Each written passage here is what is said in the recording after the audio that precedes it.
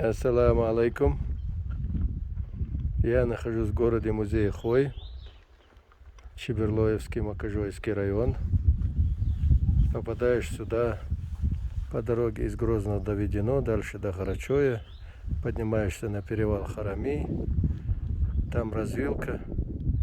После Харами мечеть справа и родник слева.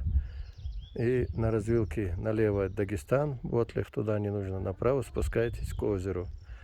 А после озера прямо у южной стороны озера стоит отель.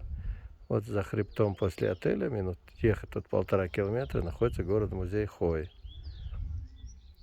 Это место, где можно послушать тишину. Давайте попробуем.